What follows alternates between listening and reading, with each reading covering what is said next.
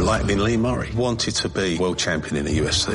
He just happens to be involved in the largest cash robbery in the world. He's definitely not sane. Showtime Sports presents the unbelievable true story about the MMA fighter who pulled off one of the largest heists in history. Huge amounts of money, armed gang, disguises, kidnapping. This is the sort of thing you see in Hollywood films. We've never seen that for real. Catching Lightning, streaming Friday, April 7th, only on Showtime, streaming with Paramount Plus. Reese's peanut butter cups are the greatest, but let me play devil's advocate here. Let's see. So, no, that's a good thing. That's definitely not a problem. Reese's, you did it. You stumped this charming devil.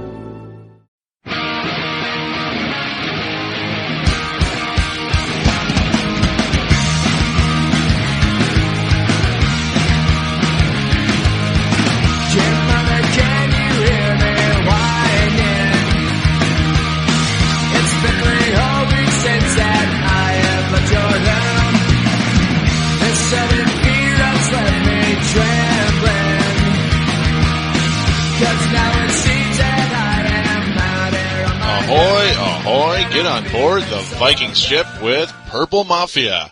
This is episode number 7 of Purple Mafia, and we've got a great show for you today. It is Sunday the 10th of August in 2008, and we are here on thesportstuff.com, and also I thank all of you for downloading from iTunes as well, and it is great to be here once again. Now, on thesportstuff.com, we have a message boards. It is up on the upper right-hand corner. Simply click on the button that says TSS Boards and sign up. Now, also here on Purple Mafia, we are fortunate to be a part of NFLspot.com, and I thank all of you for listening there, and I also thank Jay Hutch for allowing Purple Mafia to be on your site as well. Thank you again very much. It is a pleasure.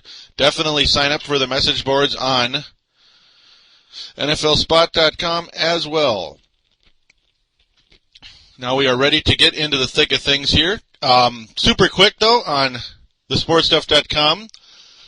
The call-in line, I believe, is down right now. It is down, but you send any questions you want on thesportstuff.com. Either private message me at Palladino Live on there, or post on the Minnesota Vikings board, or on the Purple Mafia board. There's a little podcaster section on thesportstuff.com, but you do have to have a screen name, so please do sign up. It's 100% free and 100% fun. Now, right away, we're going to get into our first segment here, and, well, Brett Favre has been jet-isoned to New York. That's right, jet-isoned to New York, so finally we have some closure on the Brett Favre issue, and this will be the last time I will talk about old Brett. And, well, it's a really strange fit. It really is. I don't really understand. The Jets were, 4-12 last year? The best receiver they have is Lavernius Coles. Is he really that great? I guess. The running back is Thomas Jones. He's okay. The Jets just not quite the team they used to be. You know, I love their uniforms. Love their uniforms. Just beautiful. But Brett Favre in New York, I don't know about that. I don't really think of Broadway Joe when I think of Brett Favre. Vinny Testaverde, yeah, cool fit. You know, Vinny and the Jets. You know, that works. You know, Vinny Testaverde in New York. You know, that sounds pretty good. Brett Favre playing for the Jets. I don't know. Okay. Well, whatever. With that, he's going to start next Saturday for the Jets versus Washington, so that's good. You get to finally see Brett Favre actually play. There's a little quote here on the sports writer Dennis Waszak, from the Associated Press here on Yahoo. Brett Favre had a quote, "There were times at practice today," he said, measuring his words, "I was wondering if I made the right move." Don't worry, Jets fans, he was joking, sort of. "It's been difficult," the 38-year-old Favre said. "It's a pretty difficult offense to learn, and I'm sure the one I've been in the last 16 years has been difficult too. It'll take some time, but I think we'll be fine." Well, good luck, Brett. It's going to be very interesting, and it's just going to be a strange fit. Some people think his Some people are excited to take him on fantasy football. Not so fast. He's 38, and last year he might have just had a hot season after a couple of really bad ones before that with the Packers. Don't forget. So, and you don't exactly have Donald Driver or Jennings anymore. You don't have that really nice young offense. Packers, by the way, still a playoff threat. Jets, maybe not. But don't forget about the Indianapolis Colts and the New England Patriots. Good luck with teams like that. That's not going to be easy at all. So, let's just put a close to this Brett Favre talk. Finally, it is good to have it over with once and for all. And we are going to come right back, and we're going to talk about the Seahawks game. What's up, listeners? This is Farzine. I am the host of the Chiefs End Zone Show right here on thesportstuff.com, where we cover the Kansas City Chiefs, give our opinions, and go deep inside with the Kansas City Chiefs right here only on thesportstuff.com. We encourage you Chiefs fans, you loud Chiefs fans out there, to get on the show, voice your opinions, get on our boards, and talk with us. All listeners, including Bronco fans, are allowed in our show. So be sure you check out the Chiefs End Zone Show right here on thesportstuff.com with me, your host, Farzine.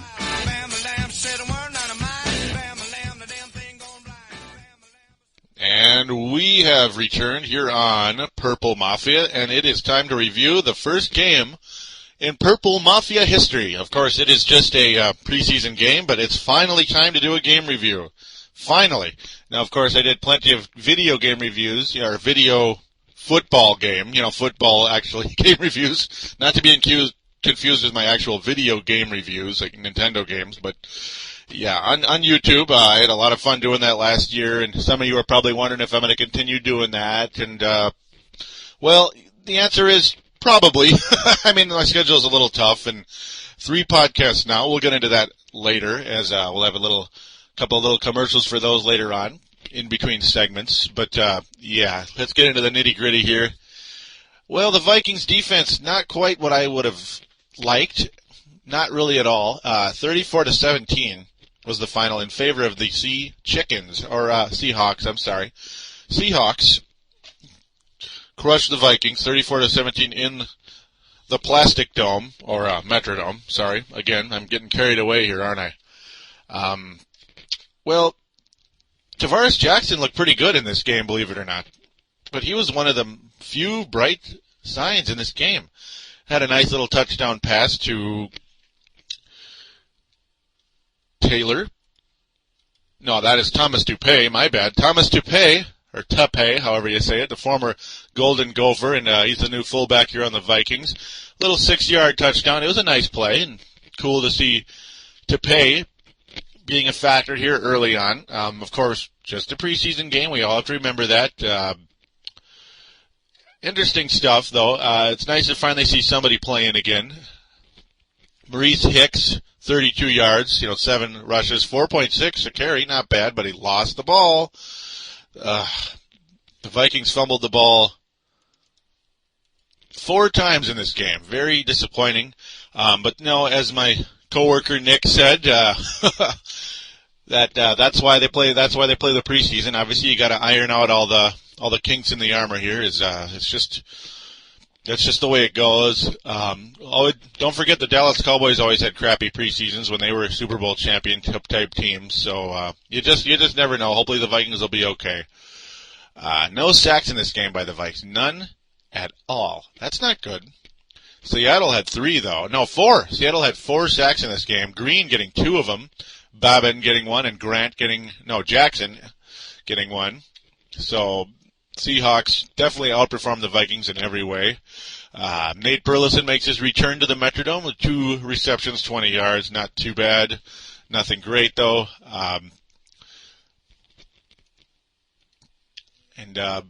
Young leading the Vikings in receptions with 5 receptions, 52 yards. I know very little about this guy. Just happened to be a part of the things later on in the game. He lost the ball, of course, a fumble by him. Bernard Berrien, a solid start. 2 catches, but 43 yards. A 24-yard is his long catch.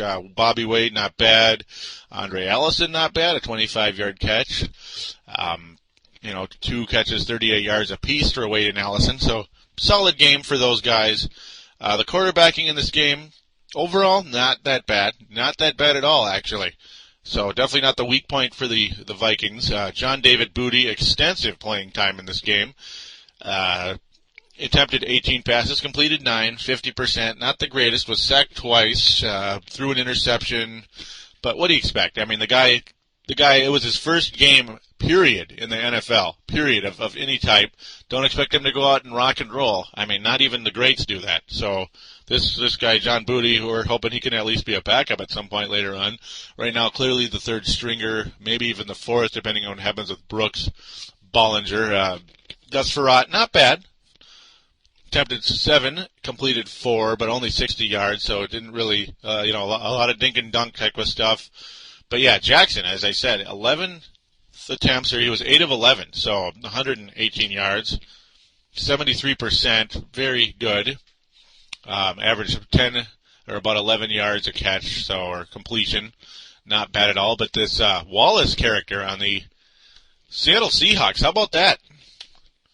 He completed 15 to 20 passes against the Viking defense through 3 touchdowns, by the way. 3 and 165 yards total. Not making the Vikings defense look too good at all. So we're going to have to see what happens. Hasselbeck, oh my God, he was 7 of 8. That's just insane. And a touchdown for him as well. 70 yards total. Even Fry was 2 of 3. So, okay. Come on, guys.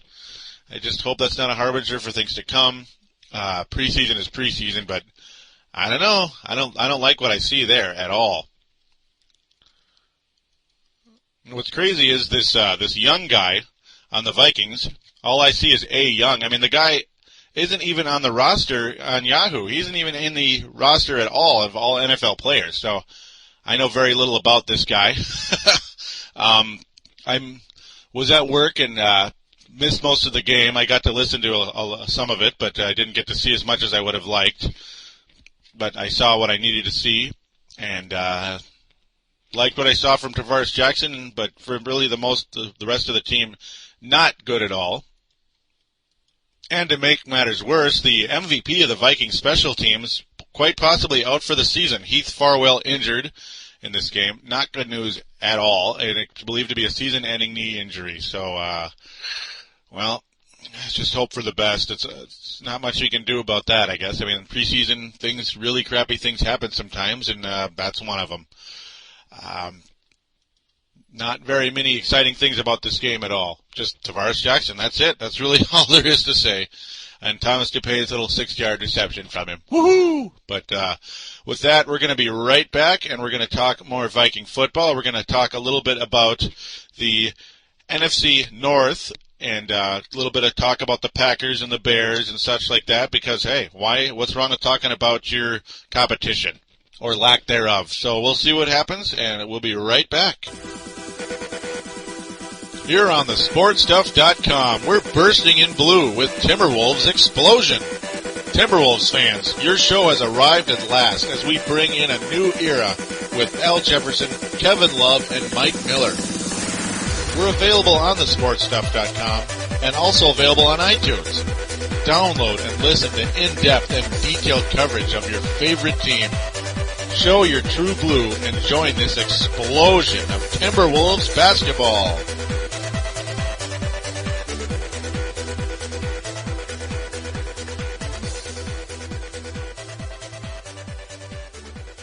And we are back here on Purple Mafia. And that commercial you just heard is part of a major announcement that I'm making right now here on air. I made it on TSS, but not everybody right now that's listening is a part of TSS just yet, has signed up or whatever. Paladino Live, my other show, is splitting up, and it'll no longer be called Paladino Live. Well, the name Paladino Live is still going to be out there. That show will probably get revived later on with a completely different model, possibly some politics and maybe some stock talk. We'll see what happens, possibly later on. But, the Minnesota Timberwolves are going to have their own show, with me, of course, being the host. Timberwolves Explosion. Timberwolves Explosion. And I did that because I believe that podcasts with a one-team identity tend to do better than podcasts with multiple teams. And I'm very, very excited to get that show started up. And I hope some of you Viking fans out there are also Timberwolves fans, as I absolutely love that team, and I'm going to really enjoy doing that podcast like I enjoyed doing this one. And you listeners out there, speaking of this show and you listeners, I want to thank you listeners out there for making Purple Mafia the 5th highest rated show on TSS, as we are an absolute growing entity. And when I saw the success here of Purple Mafia, it made me believe that I can have better success with shows with a one-team identity. The other show will be mentioned later on, as, it'll be a Minnesota Wild show, and we'll get to that very shortly at the end of this segment. Now, here we go. We are going to talk about the NFC North. First of all, a little Green Bay Packer talk. And unfortunately, they haven't even played a game yet, which is crazy. They don't play until tomorrow, the 11th of August. And, Aaron Rodgers, it's finally your job. Finally, no more worrying, no more looking over his shoulder. It's all over. And you get to see the strange-looking number 12 jersey instead of the number 4. And I can't get over how weird it looks. It's like it had to come sometime, but it's, I don't know. I don't know what to think. But the Packers quarterback situation probably going to be okay, because not only do they have Aaron Rodgers, they have Brian Brahm, who I liked a lot going into the draft. I was actually hoping the Vikings would wind up with him, even if they had to use the number 1 pick on him, if there was no Jared Allen trade. Instead, he still slipped to the Vikings in the second round, and they still didn't take him. But whatever. Tyrell Johnson's looking real, real good for the Vikings coming in to the season. This guy, Tyrell Johnson, is not afraid of anybody or anything. He is a fearless competitor. And the Vikings may have landed a real gem in Tyrell Johnson. But with that Green Bay Packers situation, they have a chance to be pretty good still, definitely. A lot of players' numbers probably won't be quite as good, in the receiving category anyway, as last year. A lot of pressure going to be on Ryan Grant to come out and play some good ball yet again. The young, undrafted Ryan Grant, born in 1982, so that would make him, he'll make him 25. He turns 26 on the 9th of December. But yeah, he had 8 touchdowns, 956 yards last year. Excellent. 5.1 yards per carry. Just phenomenal season for Ryan Grant. But he had Brett Favre playing great, and that opened things up for Ryan Grant. And the Packers need Aaron Rodgers to at least be decent. Now, of course, in very, very limited playing time, Aaron Rodgers was outstanding last year with a quarterback rating of 106. Completed 20 of 28 passes, good for 71% or 72, whatever you want to say, 218 yards. Only 1 touchdown, but he completed a 43-yard pass. Was sacked 3 times, though, so he might have a little lack of mobility with old Aaron. We'll see what happens. Favre was sacked only 15 times the entire year. Aaron Rodgers sacked 3 in very little playing time. So, alrighty then. Other than that, they have Deshaun Wynn, who was a nice goal line threat for the Packers last year. 4 touchdowns, not bad. Yards per carry, 4.1. And Brandon Jackson, kind of the other guy, 267 yards, 1 touchdown, 3.6 yards per carry.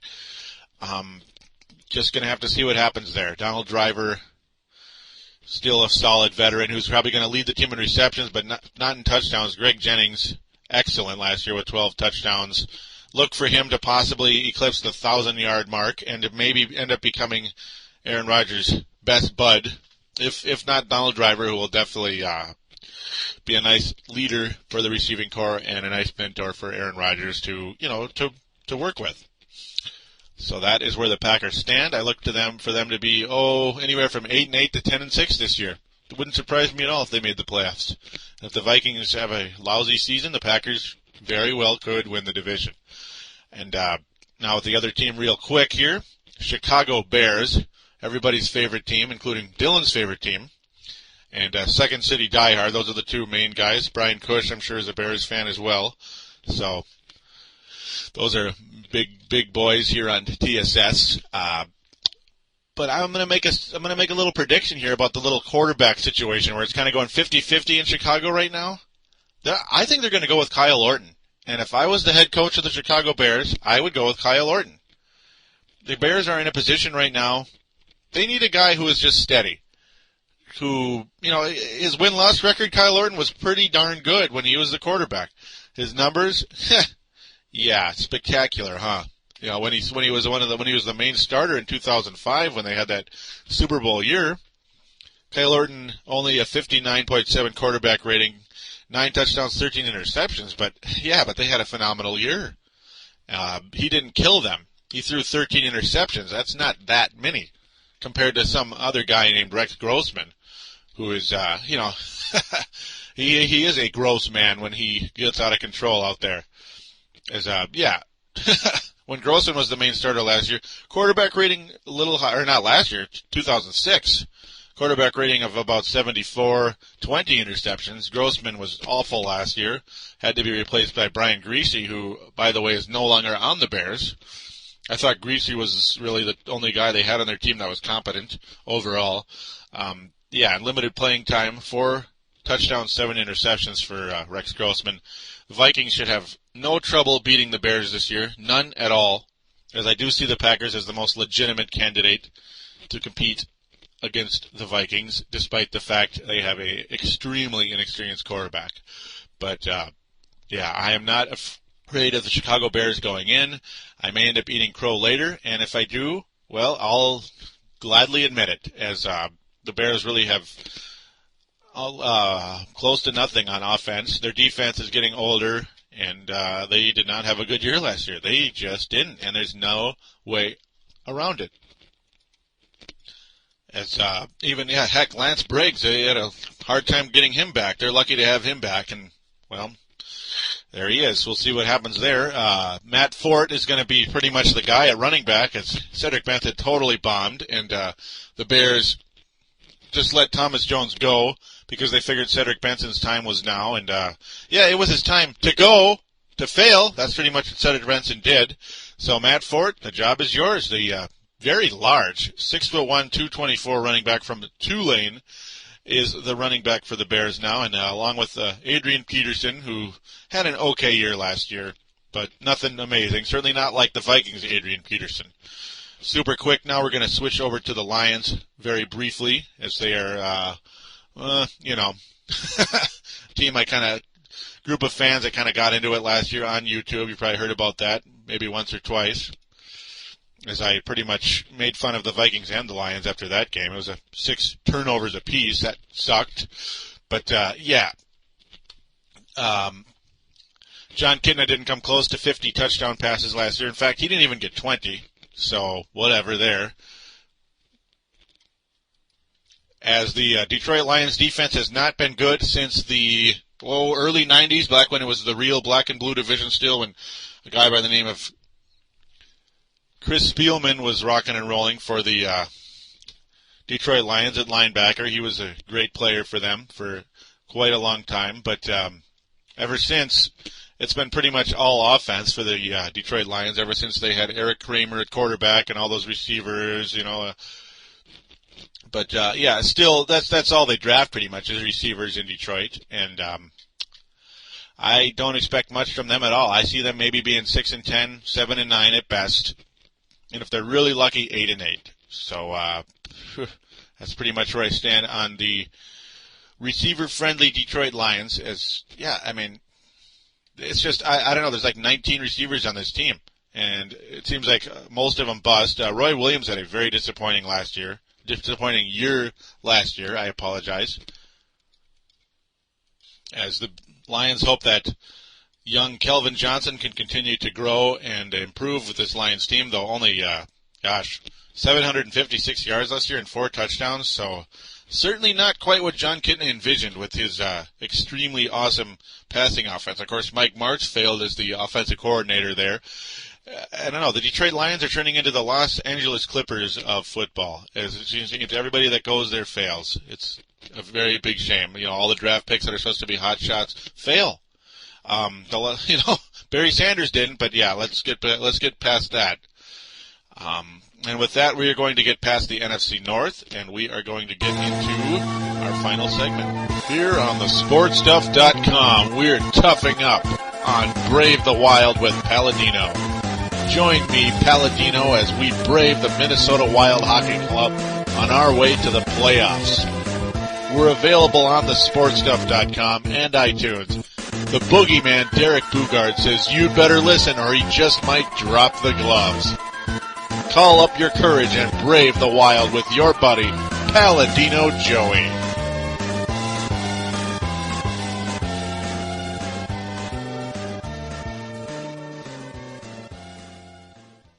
And we are back here on Purple Mafia. And the last show you heard, well, that was the other half of, well, what used to be Palladino Live, and it's a brand new show for you. So for all you hockey fans out there, there it is, the Minnesota Wild, Brave the Wild. Now, some of you may have heard that it was going to be Brave the Wild with Palladino. We are going to keep it at Brave the Wild. So if there's any confusion, there it is getting cleared up. And extensive Minnesota Wild hockey talk, and all you hockey fans out there are going to get what you want, so you won't have to listen to Timberwolves basketball or Minnesota Twins baseball anymore. When you want to just listen to the Minnesota Wild, there it is. Do enjoy, as I expect Neil Nate Dogg to chime in here and there with that show, as he is a gigantic hockey fan, as obviously he also chimed in here to Purple Mafia. Good friend of mine, definitely will be a fun part of this show. Jim Bauer, if you're out there, hey, give us a call sometime here on Purple Mafia. I'd love to hear from you, or maybe even put a post on TSS Sports, the Minnesota Vikings section, and you fans out there definitely do that as well. As here's a part where you not just play sports, but get involved here on the sportstuff.com, and on the message boards, I put in a poll last week, as it is going to be a weekly ditty here on Purple Mafia. Well, last week's poll ended up getting killed because, well, I thought the quarterback thing was going to keep going, the Favre thing, and, it got killed because the Favre thing came to a close. Now, the question was, what do you see for the Vikings at quarterback this year? The 6 choices were, A, Favre stays a Packer, Tavares Jackson is the guy, has a good season. B, Favre stays a Packer, Jackson is the guy but struggles and wish we had Favre. C, Favre comes in and leads us to a great season. D, Favre comes in and by week 3, Jackson takes over. E, John David Booty is the starting quarterback by week 3, and F, Gus Frerotte starting by week 3. Now, Favre stays a Packer. Favre Jackson is the guy, has a good season, won it. So the deal about Jackson being the guy and having good, won with 3 votes. The other one where Jackson struggles had 1 vote, and John David Booty, starting by week 3, has 1 vote. Unfortunately, I didn't put a... I assumed it was going to be either Vikings or Packers. Did not put a selection where Favre goes to another team. So, whatever. Either way, it matters more about who the Vikings quarterback is, not Favre. Not where Favre goes. So, looks like a lot of you are optimistic about Tavares Jackson coming in, and... hey, after the performance against Seattle, good start. And notice I put good season, not great season. He's not a great quarterback. He has the potential to be a good quarterback. And if we're super lucky, who knows? But that's long way off. Not sure if it was a joke by putting John David Booty as a starter, but it's possible. Some people like him. And he was a successful quarterback in college, and for a very successful program of University of Southern Cal. Of course, O.J. Simpson's former school years and years ago. But not that really matters in today's date. Now, with that, the final little bit here, I'm going to start a new poll once again. And this one is, who will win the Super Bowl in 2008? So I want you to get your little prediction caps on here. Who is going to win the Super Bowl in 2008? Being that you've had about 1 week of preseason football, maybe you can see if somebody's going to be on the ball this year or not, because usually you can tell a little. Even though it is just preseason, you can usually tell a little, or maybe some injuries come out of the woodwork. The choices are going to be 1, the New England Patriots, 2, the Indianapolis Colts, 3, the San Diego Chargers.